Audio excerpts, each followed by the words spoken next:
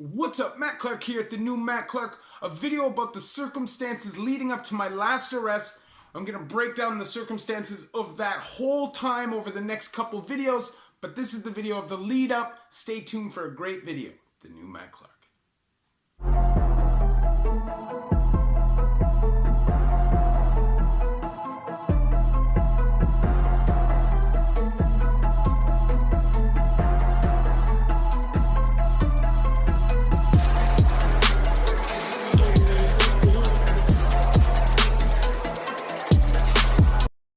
So what's up, what's good? Matt Clark here at the new Matt Clark. How are each and every one of you doing on this amazing Thursday? I'm doing great, my girl's doing great, my family is doing great, and I hope each and every one of you doing great through these tough times. I want to say thank you to each one of my 1,820 subscribers. Right now, you guys are keeping me going, you guys are keeping me motivated, so thank you very much. If you could please hit that like button. If you could please hit that subscribe button and that bell notification button so you get these videos when they're new. If you could share with somebody on social media, help spread the message, help spread the word. It really helps the movement grow. If you could leave a comment, that is amazing. And there's a PayPal option if you'd like to donate, help, and support the channel. There is a link in the description. So, I obviously want to talk about the build-up to my last arrest. Okay, I was doing really well. This was like midsummer 2015. I was doing amazing. I had a great job. I was off the junk for 5 months. Of course, I was partying and doing other drugs. I was not sober at that time. And literally one night I was supposed to be at home in bed, ready for work. I had already basically shut her down, and I got a phone call from a friend asking me to come to the bar and have a drink. In my mind, I knew it was a bad decision, but for some reason, I justified it in my own head, and I decided it was okay to go. And not only did I do that, I pre-drank for some strange reason and got half in the bag by the time I got there. I got there, we had a drink, and she left. And then I bumped into a dude who I worked with, and he was there at one of his friends' birthday parties. And me, being an idiot, invited myself to this party, even though the guy I had worked with had gone home because we had worked the next day. I was a total jackass at this time. So I invited myself to the party. As we're walking to the party, we're walking down the main street of my town, and I saw this car parked on the side of the road, and I smacked the trunk of the car, and this dude jumps out, and he goes, "Yo, what are you doing, bro?" And whatever, it almost broke out into a thing. Turns out this dude was going to the same party. Now, I'm at this party. It's at a house like back out in the bush, almost. Not the bush, but you know what I mean.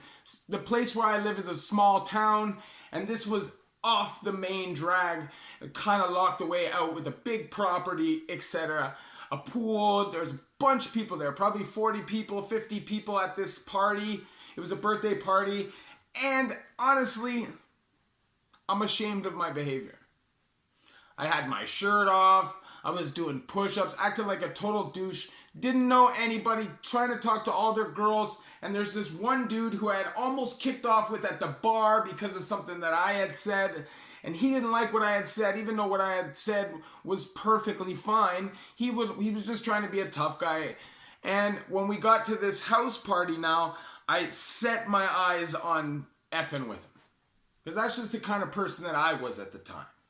So now I'm talking smack,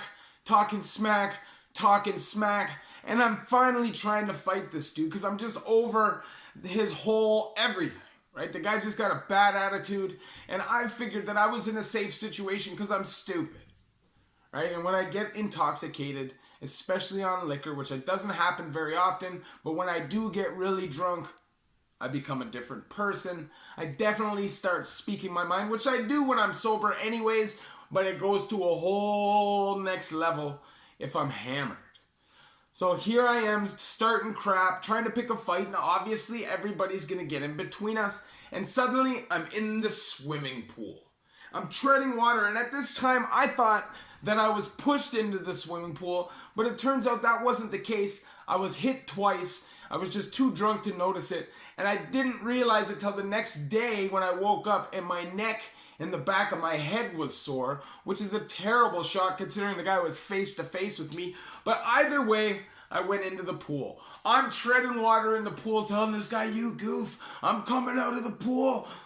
Acting tough because I'm hammered. I get out of the pool. Obviously, people get in between us again.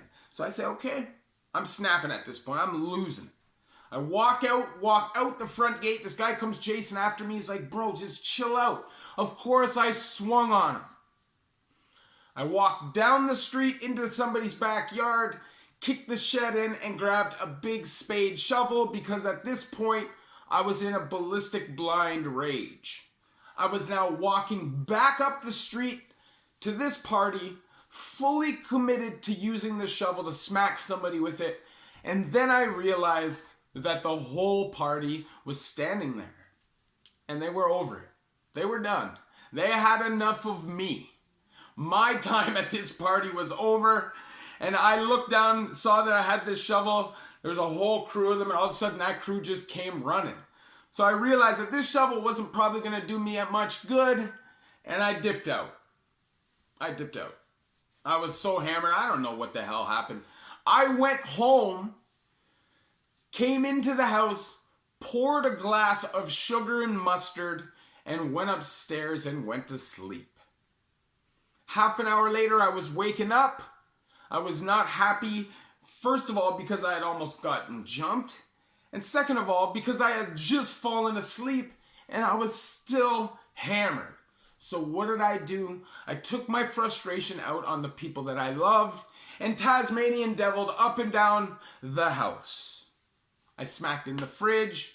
I just acted like a total jackass. You know why? Selfishness, stubbornness, addiction, pain, frustration, built up, pent up frustration.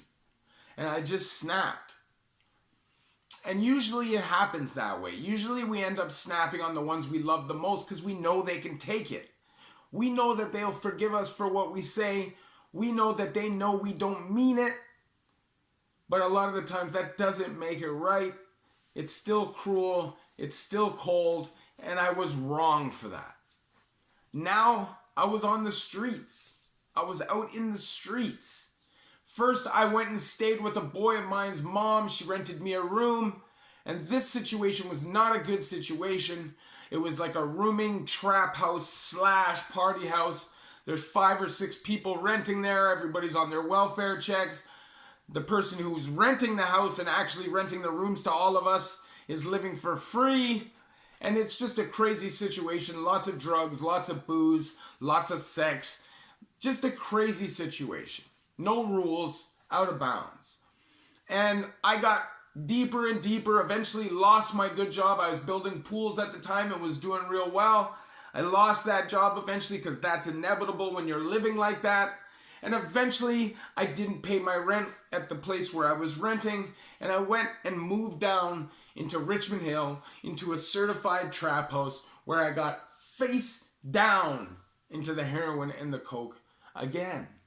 This time it was within weeks I was out doing crimes. It was like I was 20 years old again. I had fully committed and I understood that at the end of the tunnel was prison. And I was okay with that. And if it wasn't prison, it was death. And I was okay with that. And that's how you know you're at a real sad point in your life when death or prison sounds like a good idea. The sad thing is, I had so many people around me who cared. I had family who loved me. I had opportunity. But I didn't see it. I was blinded by the dope. I was blinded by the easy money. I was blinded by the immediate gratification. And this night could have been very bad for me. That night I could have been killed. 20-year-olds are crazy. And they had enough of my old ass at their party acting like a tool. When you're stoned, when you're drunk, out of your face, you make a fool out of yourself a lot of the time. And I didn't do it a lot of the time because I was a pretty conservative user. But every now and then, I would go out of control. I was somebody who at that time spoke my mind, but also let stuff build up, like real angry emotions. So I would speak my mind, but I would never flip out on anybody. I was way too nice. And honestly, that whole time that I was doing my crime, built up to prison, and that last stretch in prison was the first time in my life where I just said, F it. I was swinging on people regularly. I didn't care if it was in prison. I didn't care if the guy was bigger or smaller than me. I was swinging on you. I didn't care. I was that angry. And I was ashamed at what I was becoming, considering I was just doing so well. I was just proving myself wrong. At that time, I believed that I was a failure and that there was no hope for me. Now, I don't know if it was myself that convinced me that, if it was the system that convinced me that, or what. But that's how I felt. I now feel totally different, and each one of my subscribers helps with that. You guys hold me accountable, and you guys make me look back at the hard times of my life. So, because this is the thing, as addicts and as criminals, we tend to look at the small amounts of positives and forget all about the negatives because of that instant gratification. The reality is there's way more negatives. It doesn't add up. That's how the mind of somebody who's addicted to something works. It convinces you. Anyways, if you like this video, hit that like button and leave a comment. In that comment, you can leave video ideas. You can just leave a comment. It doesn't matter, but it really helps get the video into the algorithm. If you could hit that subscribe button and that bell notification button so you get these videos when they're new, that would be amazing. If you could share with somebody on social media, help spread the message, help spread the word. It really helps the channel. And there's a PayPal option if you would like to donate, help, and support the channel. The link will be in the description. My videos are all for information purposes only. I share my experience, so hopefully you don't have to go through these things. It's a total waste of time. It's a total waste of life. And there's no way you're going to progress as a man if you're trapped in the addiction or the criminal lifestyle. So please take heed to my advice and move on from that. If it's people holding you there, move on from them. It's not worth it. Anyways, thanks for watching my video. I'll come with the next part, which will be the provincial stretch.